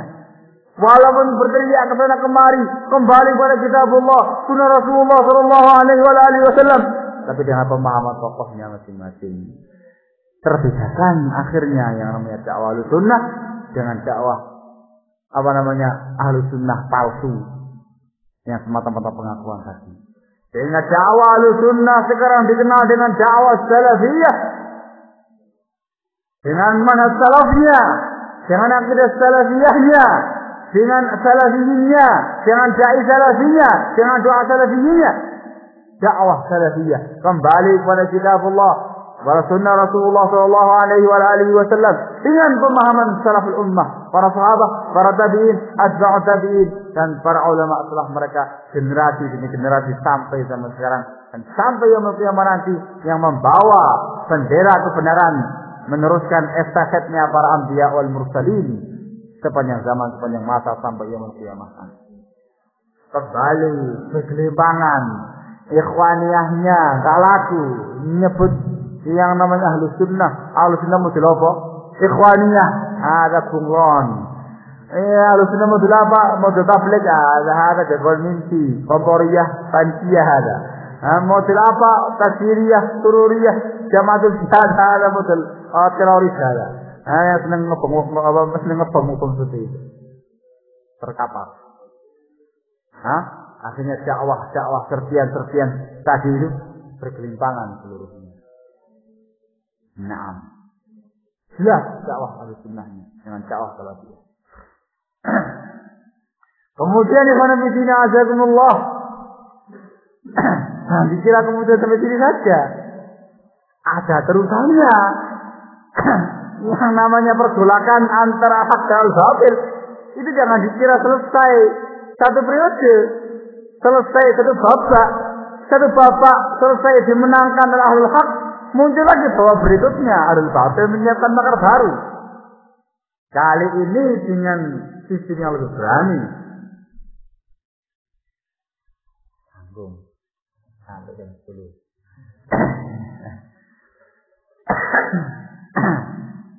Nah, mereka kembali memunculkan, tidak hanya mengaku sebagai Ahlussunnah ya Pak. Untuk zaman sekarang ini, zamannya kita sekarang ini, mereka bahkan terang-terangan berani menyatakan sebagai dakwah salafiyah. Oh, saya adalah salafi, dakwah kami dakwah salafiyah, dai kami dai salafi, manhaj kami manhaj salafi, akidah kami akidah salafiyah. Seperti itu. Nah, kata Allah. Khusus untuk yang di Indonesia ini, qanafitina azakumullah, yang dulunya terkenal dengan dakwah salafiyahnya, dengan dai-nya yang harismatik ketika itu. Pak C yang sudah batu-batuan sekarang ini. Terkenal dengan dakwah salafiyahnya. Ma'ruf dengan tamayuz, terbedakan dakwah mereka dari dakwah yang lainnya. Untuk kali ini qanafitina azakumullah, mereka yang mengaku sebagai salafi padahal mereka bukan salafi, dari kalangan sururiyin, dari kalangan hizbiyin, dari kalangan ikhwaniyin, dari kalangan yang lain-lainnya, berupaya untuk membalikkan posisi. Berupaya untuk membalikkan posisi. Yang dulunya dikenal dengan dakwah salafiyah, dituding, Anda bukan lagi salafi. Gantian, sekarang saya yang salafi. Loh kok begitu kenapa? Lah iya, dikatakan dai Anda yang harismatik tadi itu satu. Lempang, tumbang di tengah perjalanan dakwah. Ya berarti Anda bukan salafi lagi. Wong dai-nya Anda udah terjatuh, tumbang, walaupun belum mati. Ya berarti Anda bukan lagi salafi kalau begitu. Terus siapa yang salafi? Ya kami sebagai penerus salafi yang baru. Naam, Allahul musta'an ya ikhwan. Ini fitnah, wallah. Ini fitnah. Secara khusus, tatkala Pak C kita tadi ini terlalu jauh dalam membawa teman-teman salafiyin ke dalam perkara-perkara yang sangat bertentangan dengan kitabullah sunnah Rasulullah sallallahu alaihi wasallam. Allahul musta'an. Tumbang. Alhamdulillah punya salafiynya tumbang. Yang tumbang yang mbah tadi itu aja. Dan orang yang tumbang sama dia. Yang tumbang. Sementara salafiynya tetap. Walaupun mereka mungkin dulunya sempat terperosok dalam lumpur-lumpur kemaksiatan, lumpur-lumpur kebid'ahan, lumpur-lumpur penyimpangan-penyimpangan. Tapi alhamdulillah salafiyun di antara sifat mereka yang terpuji, mereka dengan gampang rujuk kepada Allah Subhanahu wa taala, rujuk kepada kebenaran, mengakui kesalahannya. Bertobat kepada Allah Subhanahu wa taala. Baik dari kalangan ustadznya, ataupun dari kalangan dai-nya, ataupun dari kalangan kiainya, ataupun dari kalangan thalabul ilmnya, ataupun dari kalangan orang awamnya, ataupun dari kalangan seluruh salafiyyin. Bertobat kepada Allah Subhanahu wa taala. Iya, di saat sekarang ini fitnah azakumullah. Begitu fitnahnya. Dibikin upaya dibalik oleh mereka. Anda sudah bukan lagi jalan. Kenapa? Dikarenakan Anda sudah dulunya terjerembab dalam lumpur-lumpur kemaksiatan, lumpur-lumpur penyimpangan-penyimpangan, lumpur-lumpur kebid'ahan dan yang lain-lainnya. Sementara kami kan tidak. Kami ya tak dulu sampai sekarang ya begini aja. Hesti. Itu apa namanya? Kami sendiri demikian. Tapi jangan disebutkan sama mereka. Karena sih ngakunya. Dulu sampai sekarang ya begini-begini aja, nggak ada perubahannya. Kalau parah malah. Anda kan sudah banyak perubahan dengan penyimpangan-penyimpangan tadi. Anda bukan lagi lagi. Apalagi dengan harismatiknya tumbang. Wah, sudah bukan lagi salah. Allah musta'an. Maka ikhwan fillah azzakumullah. Sebagai pembukaan, kalau terus yang sudah baca penjelasan dari beliau tentang ciri-ciri ahli sunnah. Ini dari mukadimahnya, tak bawa mukadimah, biar sampai ke sini, gitu. Paham? Nanti kita masuk di halaman yang ke-17, 18 ya. Ciri-ciri ahli sunnah. Kalau kita beda. Kita harusnya fotokopi. Minta dikaji lah Wadul Mansur. Kitab kerang kayak gini. Oh kita biar bisa merujuk. Fotokopi ya? Ya sudah mana ya? Fotokopikan mereka. Ya. Lumayan ada waktu malam ini. Nah. Insyaallah ada satu pembukaan. Kita bawakan keterangan dari sebagian para ulama tentang siapa sesungguhnya Ahlussunnah. Siapa sesungguhnya Salafiyun. Sepanjang zaman, sepanjang masa. Ini semuanya konfidina azakumullah perkara yang sudah sering disampaikan oleh para asatidzah, oleh para ustaz, oleh para dai salafi tentang permasalahan seperti ini. Cuma mungkin perlu kita ulang kembali supaya mereka itu paham bahwa yang namanya dakwah salafiyah, yang namanya ahlus sunnati wal jamaah as-salafiyun itu sama di sepanjang zaman, sepanjang masa orangnya begitu itu prinsipnya. Tidak bisa berubah dengan perubahan zaman, tidak bisa berubah dengan perubahan tempat, dan tidak bisa berubah walaupun dai-nya tumbang di tengah jalan. Begitu loh.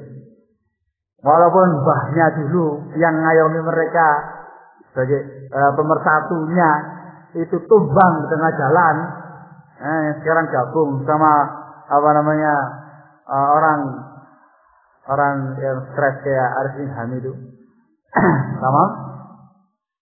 Itu tidak kemudian Ahlussunnah wal Jamaah itu kemudian berubah definisinya, bukan kemudian Salafiyun itu berubah pengertiannya, dikarenakan berubah dai-nya, tumbang dai-nya, bukan.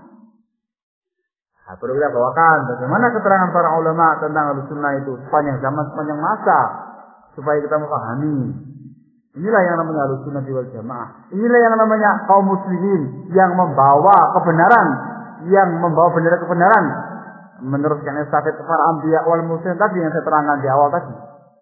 Barang siapa yang memiliki sifat-sifat seperti ini, dia sebagai Ahlussunnah wal Jamaah, sebagai salafiyun. Dan barang siapa yang tidak memiliki sifat seperti ini, maka dia keluar dari salafiyun, tumbang dari salafiyun. Nah, sehingga yang berubah adalah orang-orangnya. Yang tumbang silakan tumbang, yang terus silakan terus. Adapun prinsipnya, adapun definisinya, pengertiannya tidak pernah berubah sepanjang zaman, sepanjang masa. Diterangkan keterangan yang paling wadih ya Allah, diterangkan oleh Imam Ibnu Hazm rahimahullah. Ini keterangan yang sangat gamblang dari beliau rahimahullah. Tidak memahami. Qala rahimahullah ta'ala. Ini disebutkan dalam kitab Al-Fiqh fil Milal wal Ahwa wal Nihal juz 2 halaman 271, saya nukil dari kitab Mauqif Ahlussunnah wal Jamaah karya Dr. Ibrahim Ruhaili wafaqahullah. Di halaman juz yang pertama halaman 36. Beliau berkata di sini, wa ahlus sunnah alladzina nadzuruhum ahlul haq. Ahlus sunnah, orang-orang yang telah kami sebutkan tadi, sebutkan di awal tadi itu, ialah ahlul haq. Mereka adalah ahlul haq, orang-orang yang membawa bendera kebenaran. Seperti yang saya terangkan dari awal tadi ya, sejauh dari mulai Nabiullah Adam sampai zaman sekarang ini. Antum gamblang, enggak bingung. Wa man adahum fa ahlul bid'ah. Adapun yang selain ahlus sunnah ini tadi, yang selain ahlul haq, maka dia ahlul bid'ah. Siapa mereka itu? Ahlus sunnah itu. Fa innahum as-sahabatu radhiyallahu anhum. Mereka ialah para sahabat radhiyallahu ta'ala anhum ajma'in. Wa kullu man salaka nahjahum min khiyarit tabi'in. Dan setiap orang yang menempuh manhaj mereka, menelusuri jejak langkah mereka dari kalangan para tabi'in yang baik, para sahabat, para tabi'in. Thumma ashabul hadis wa man ittaba'ahum min al-fuqaha kailan fa kaila ila yaumina hadha. Kemudian setelah itu ialah ashabul hadis, para ulama ahli hadis, dan juga dari dan orang-orang yang mengikuti mereka dari kalangan para fuqaha ahli fiqh, generasi demi generasi sampai pada hari kita ini. Harinya siapa? Ibnu Hazm rahimahullah. Para sahabat, para tabi'in atau tabi'in, kemudian zamannya Imam Malik, Imam Syafi'i, Imam Ahmad, Imam Bukhari, Abu Dawud, Abu Zur'ah, terus sampai Daraqutni, terus sampai zamannya Ibnu Hazm rahimahullah. Wa man iqtada bihim min al-awam fi syarqil ardi wa gharbiha rahmatullahi alaihim. Dan setiap orang yang mengikuti mereka, menelusuri di langkah mereka dari kalangan orang-orang awam yang di timur bumi ataupun yang di barat bumi, semoga Allah merahmati mereka. Sehingga jangan dibayangkan yang namanya Ahlussunnah wal Hadits adalah para ulama saja. Naam, para ulama sebagai tokohnya, orang pertama yang masuk dalam kategori Ahlul Hadits. Sebagai orang awam, kaum muslimin yang jalan dengan mereka, baik di timur bumi ataupun yang barat bumi, yang di utaranya ataupun selatannya, mereka semuanya Ahlussunnah wal Jamaah dari generasi demi generasi sampai zamannya Ibnu Hazm, terus sampai zaman sekarang ini, sampai nanti yaumul qiyamah. Ini keterangan dari Ibnu Hazm rahimahullah. Seperti apa yang saya terangkan di awal tadi, sejarah Ahlul Haq dan sejarah Ahlul Batil dari situ. Terus sampai zaman sekarang sampai yaumul qiyamah. Ada pada orang-orang yang pernah bid'ah, saya ingat saja. Disebutkan oleh Syekh Rabi' bin Hadi, hafizahullah taala wa syafa'ah, dalam kitab beliau Masyarakat Ahlul Hadits di halaman yang ke-8 dan seterusnya. Kita sebutkan generasi demi generasi. Disebutkan tokoh-tokohnya di sini sama beliau, hafizahullah taala syafa'ah. Setelah beliau panjang menerangkan tentang siapa sungguhnya Ahlul Hadits, apa ya Al Mansurah, Al-Qadun Najiyah, Ahlussunnah itu, beliau mengatakan di sini, hum sahabatu Rasulullah sallallahu alaihi wasallam jami'an.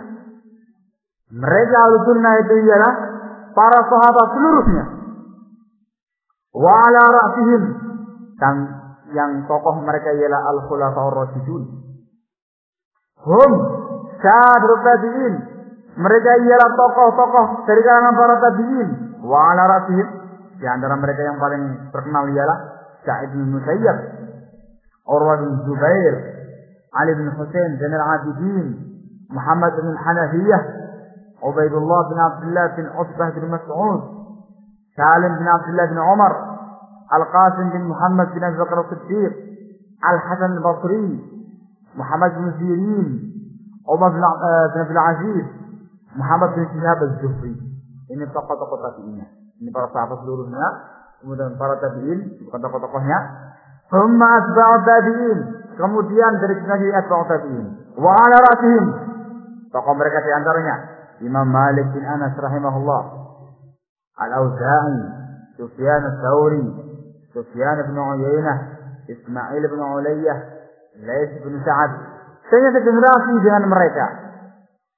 Thumma asba'u haula, kemudian setelah mereka, generasi yang setelah mereka, Wa ala rasihim, di antara tokoh mereka ialah Abdullah bin Mubarak, Waqi' bin Jarrah, Al-Imam Syafi'i, Abdurrahman bin Mahdi, Yahya bin Sa'id al-Qattan, Affan bin Muslim al-Saffar, dan yang sejenis dengan mereka.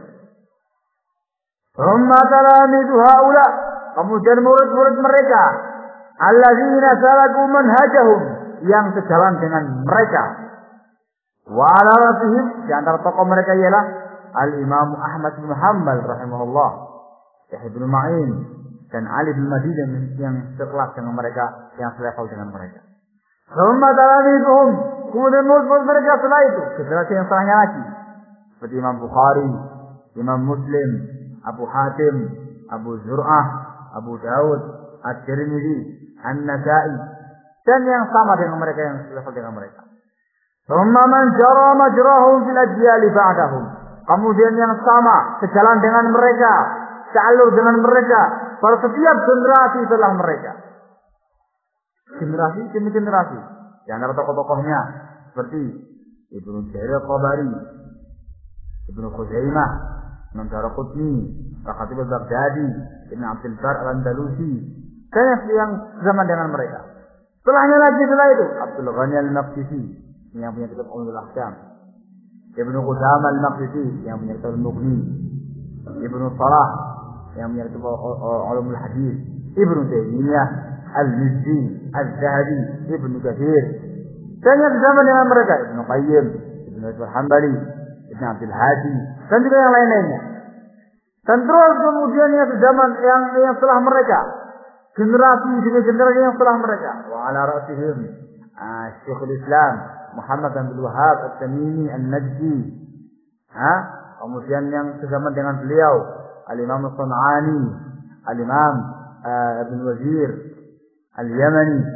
Kemudian setelah mereka, murid-murid mereka, anak-anak mereka, Syekh Abdul Rahman bin Hasan al-Syekh yang menyebut Fathul Majid, Syekh Sulaiman bin Abdullah al-Syekh, Syekh Muhammad bin Ibrahim al-Syekh, semua al-Syekh. Kemudian yang di zaman dengan mereka, semacam Al-Imam Al-Syaukani rahimahullahu taala yang dari Yaman, Al-Imam Al-Muqbili, kemudian Syekh Abdul Rahman Ibn Yahya Al-Muallimi, Syekh Ahmad Syakir, kemudian setelah mereka lagi Syekh Abdul Rahman Sa'di, kemudian Syekh Muhammad Al-Santidi, setelahnya mereka lagi semacam Syekh Abdul Aziz bin Abdullah bin Baz, Syekh Al-Albani, yang zaman dengan mereka. Kemudian yang setelah mereka setelah itu ialah Syekh Muhammad bin Shalih Al-Utsaimin rahimahullahu taala, Syekh Muhammad bin Hadi, dan juga yang lainnya daripada para ulama yang sudah meninggal. Dan terus zaman sekarang ini khonafidina adakumullah, yang namanya Ahlussunnah, yang namanya Salafiyun masih memiliki para ulamanya. Zaman sekarang ini dari Saudiyah, yang dari Madinah, Syekh Abdul Muhsin Al-Abbad Al-Badr wafaqahullah, kemudian Syekh Abd Al-Jabiri wafaqahullah, Syekh Muhammad bin Hadi Al-Madkhali wafaqahullah, kemudian yang di Makkah Al-Allamah Syekh Rabi' bin Hadi Al-Madkhali hafizahullah taala wa syafa'ah. Ini para ulama. Yang di Jizan, yang di Tamitah, di Madakhilah, Syekh Al-Allamah Ahmad Ibn Yahya An-Najmi hafizahullah taala wa ra'ah, Syekh Zaid Al-Madkhali, dan yang lain-lainnya. Dari para ulama Sufiyah banyak. Syekh Salih Fauzan, Syekh Salih Fauzan Al-Fauzan hafizahullah taala wa ra'ah. Banyak para ulama di Saudiyah yang masih menelusuri jejaknya salafun saleh. Mereka adalah tokoh-tokoh Ahlussunnah, tokoh-tokoh dakwah salafiyah di zaman sekarang ini. Yang di Yaman, murid Syekh Muhammad bin Hadi rahimahullah, di Syekhuna Muhammad bin Abdul Wahhab Al-Ustadi Al-Yamani Al-Abdali, Syekhuna Al-Hajuri, kemudian Syekhuna Muhammad Al-Imam Al-Raimi, Syekhuna Muhammad Al-Tawmali Al-San'ani, Syekhuna Abdullah bin Nufar Al-Zamari, Syekhuna Abdullah Al-Bur'i, Syekhuna Abdul Rahman bin Mar'i Al-Adani, Syekh Abdullah bin Mar'i Al-Adani, Syekh Utsman Al-Utsmi, Syekh terlalu banyak Syekh di Yaman. Para masyayikhul Yaman terlalu banyak murid Syekh Muhammad bin Hadi rahimahullah taala. Mereka semuanya adalah para masyayikh Ahlussunnah, para masyayikh Salafiyyin, para tokoh-tokoh dakwah salafiyah di zaman sekarang ini. Naam. Kemudian yang di Yordan, seperti Syekh Ali Hamid Abdul Hamid, wafaqahullah, Syekh Salim Al-Hilali, sallamahullah, Syekh Masyhur Hasan Salman, sallamahullah, dan yang sama dengan mereka. Walaupun yang di Yordan ini, fanafidinakumullah, masih dalam pengawasan para ulama, dikarenakan mereka sudah mulai goncang di Yordan ini. Nah, apalagi dengan versi mereka di Indonesia ini yang betul-betul diperalat oleh As-Sururiyun yang mengaku sebagai Salafiyun. Nah, haula. Di Mesir seperti Abdul Ainain itu termasuk muridnya Syekh bin Hadir Al-Wadi. Adapun Mustafa Al-Adawi ada Turasi. Adapun Abu Syakir Al-Huwaini ada Turasi. Adapun Samal Qusi ada Hasani. Ini ikut Abdul Hasan Nusri, mubtadi dari Yaman yang baru muncul. Nah, wah. Sehingga orang siapa yang menelusuri langkah mereka tadi itu, dia yang namanya Ahlussunnah, dia yang namanya Salafi. Nah, sehingga yang namanya ta'rif, definisi Ahlussunnah, definisi As-Salafiyun di sepanjang zaman, di sepanjang masa enggak pernah berubah. Yaitu yang namanya Ahlussunnah, yaitu yang namanya Salafiyun. Maka barang siapa yang sejalan dengan para ulama tadi, maka dia sebagai Ahlussunnah wal Jamaah. Dan barang siapa yang menyimpang dari jalannya para ulama tadi, maka dia itu sebagai Ahlul Furqah wal Hizbiyah, Ahlul Bid'ah wal Ahwa. Mereka itu.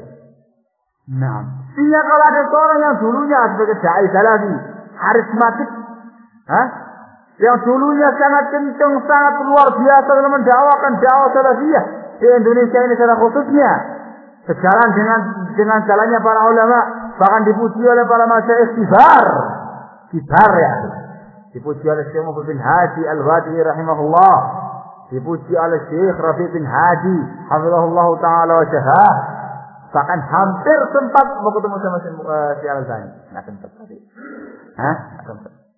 Nah, terus kemudian di akhir-akhirnya tumbang. Yang tumbang itu bukan dakwah salafiyahnya, yang tumbang itu bukan Ahlussunnahnya, yang tumbang itu bukan salafiyunnya, bukan prinsipnya, yang tumbang ya pakainya. Yang tumbang ya mbahnya tadi itu yang tumbang. Dia yang kemudian menyimpang dari Shiratal Mustaqim, yang menyimpang dari jalannya para ulama tadi. Generasi demi generasi sampai ulama zaman kita sekarang.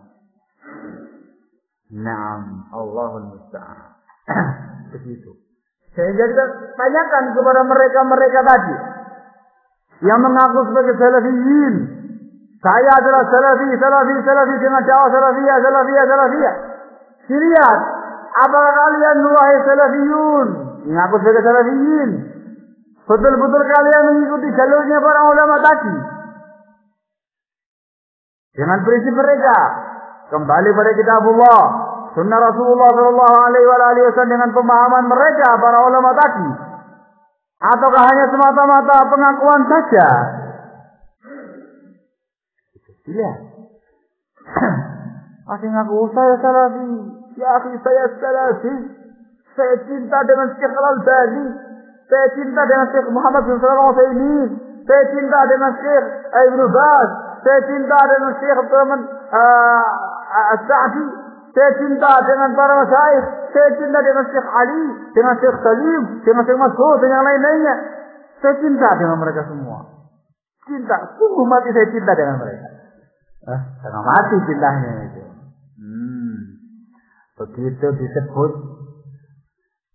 nama Syekh Rabi bin Hadi Al-Madkhali hafizahullah ta'ala wa syafah, disebut nama Syekh Al-Allamah Muqbil bin Hadi Al-Wadi rahimahullah ta'ala wa ghafaralah, membongkar tentang hizbiyah mereka, menerangkan bahwasanya mereka itu ialah sururiyun, mereka itu ialah hizbiyun yang dicengkram oleh Jum'iyah hizbiyah yang ada, dicengkram oleh yang namanya Darul Bir, dicengkram yang namanya Darul Haramain, dicengkram oleh As-Safwah di Jakarta itu. Dan yang lain-lainnya. Itu kan apa namanya sihir ulama. ulama kecil. Siapa Muqbil bin Hadi itu? Siapa Rabi itu? Itu ulama kecil. Ketahuan, oh ternyata sudah tua. Bukan kecil. Ternyata si Muqbil bin Hadi al-Wadi'i rahimahullah ta'ala itu sudah tua. 70 tahun umurnya. Dikenal sebagai seorang ulama besar di Yaman. Bahkan dakwah beliau di Yaman menyebar sedemikian rupa. Belum pernah ada tandingannya dalam sejarah ulama Yaman. Sejak zamannya Abdul Razak As-San'ani sampai zamannya beliau sekarang ini. Oh gede ternyata. Bukan kecil. Syekh Rasul lebih tua lagi ternyata. Ternyata sebagai seorang imam besar di zaman sekarang ini. Bahkan dipuji oleh Syekh Al-Albani rahimahullah sebagai hamil liwa al-jahr ta'dil fi hadzal 'asr, yang membawa bendera jahr ta'dil zaman sekarang ini. Gede ternyata. Oh, itu dah. Bahkan kita enggak boleh taklid dengan mereka ya, akhi. Kan enggak boleh taklid dengan para ulama. Siapa bilang apa namanya dunia itu hizbiyah? Enggak apa-apa. Ya kan cuma menerima dana saja. Yang penting dana tadi itu kan enggak mengikat, enggak ada syaratnya. Lumayan untuk beli kantong. Lumayan untuk bangun masjid, Islamic Center dan yang lain-lainnya. Lumayan, kan begitu ya? Lumayan. Allahul musta'an. Enggak bertaklid kata mereka. Dalam keadaan para masyayikh di zaman sekarang ini, fanabisina azakumullah, sampai habis suara mereka. Berteriak-teriak ke sana kemari memperingatkan kaum muslimin dari bahaya jum'iyah tadi, penyandang-penyandang dana tadi. Dan sesungguhnya mereka itu ialah tangan kanannya as-sururiyin, hizbiyin di zaman sekarang ini yang berupaya untuk memporak-porandakan dakwah salafiyah di Indonesia ini dan bahkan di seluruh dunia ini. Dari mulai Jum'iyah Darul Birnya di Emirat, bukan Indonesia, cabang Indonesia ini di Emirat Arab. Kemudian Darul Haramain, kemudian apa namanya yang lain-lainnya, Yautullah Kuwaiti dari Kuwait, yang kemudian membuka cabang yang sangat banyak di Indonesia ini. Tumplek-plek Jakarta. Ada Darul Bir, ada Haramain, ada Sofwa, ada apa lagi? Kemudian bikin cabang-cabang yang cilik-cilik di setiap daerah. Allahul musta'an. Begitu. Ngakunya sebagai Ahlussunnah, ngakunya sebagai salafi saja, no. Nah, kok beda dengan para ulama tadi? Ya apa-apa saja. Anda itu bukan salafi, Anda itu hizbi. Makanya kan kamu tadi kan sudah bilang, kalau kita ini kan ada perubahan tadi itu.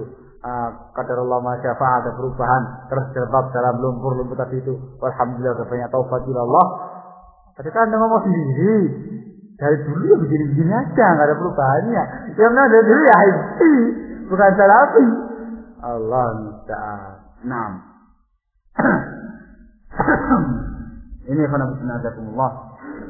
Ta'arif al-sunnah wal jamaah sepanjang zaman, sepanjang masa.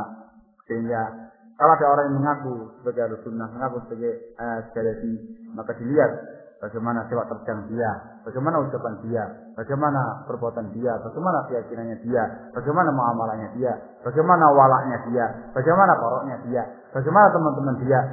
Itu semuanya harus diperhatikan. Hanya kalau semua teman-teman pengakuan, maka tidak ada fungsinya. Dikarenakan Ahlussunnah as-salafiyah itu ialah hakikatan, secara hakiki dipraktikkan dalam kehidupan sehari-hari sebagai agama Allah, sebagai al-haq yang dibawa oleh para anbiya wal mursalin, yang diteruskan sehatnya oleh para sahabat, para tabi'in, atba'ut tabi'in, terus oleh para ulama generasi demi generasi sampai zaman sekarang ini. Itu semua adalah dinin kabir agama Islam sendiri yang sempurna ini diamalkan dalam kehidupan sehari-hari, bukan semata-mata pengakuan belaka. Maka semua yang mengaku sebagai Ahlussunnah, semua yang mengaku sebagai salafiyun itu harus disatukan dengan pengertian tadi. Naam. Kalau benar maka dia sebagai Ahlussunnah, kalau tidak maka dia hanya pura-pura sebagai Ahlussunnah yang mengaku sebagai Ahlussunnah wal Jamaah. Wallahu a'lam bishawab. Insyaallah taala pada kesempatan harinya kita masuk pada pembahasan alamat ahli sunnah dan alamat ahli bidah. ciri-ciri ahli sunnah itu bagaimana dan bagaimana pula ciri-ciri ahli ahwa wal bidah. Harus kita masuk pada prinsip-prinsip mereka. Prinsip yang pertama ialah kembali pada kitabullah, sunnah Rasulullah dan dengan pemahaman salafus saleh. Kemudian prinsip yang berikutnya tentang masalah mensikapi penguasa yang zalim. Baru setelah itu mensikapi secara khusus ahli ahwa wal bidah. Dan di bagian terakhir insyaallah kita akhirkan pembahasan tentang masalah al-ghuraba wa awsafuhum, orang-orang yang terasing di dunia ini. Wallahu a'lam bishawab. Alhamdulillahirabbil alamin.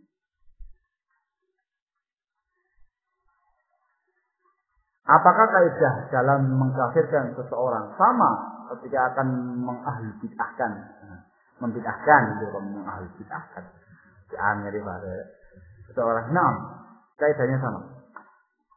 Sama untuk at-takfir, at-tabdi', at-tafsiq, itu semuanya sama. Kaidahnya sama. Harus terpenuhi yang namanya syarat-syarat yang ada dan harus hilang faktor-faktor penghalangnya. Harus ada yang namanya munasahah, nasihat terlebih dahulu. Harus ada yang namanya qamadus hujjah terlebih dahulu, sehingga begitu sudah terpenuhi semua persyaratannya, hilang faktor-faktor penghalangnya, itu baru dipukul yang namanya palu hakimnya. Ini kafir, ini mubtadi', ini fasik. Gitu. Sehingga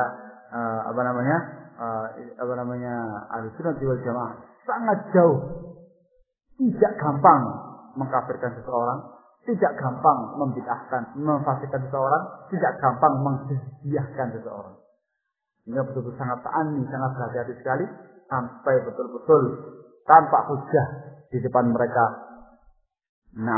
Bagaimana yang disebutkan tadi, baru kemudian dijatuhkan vonis tadi. Itu ditulis secara khusus oleh Syekh Shalih Fauzan hafizahullah taala tentang masalah ini. Agar al-dhabit at-tabdi' wa at-tasdiq wa at-tafsir. Tafsir sebenarnya ada begitu pembahasan tentang masalah itu semuanya. Wallahu a'lam bishawab. Naktafi lahuna. Insyaallah taala berikutnya.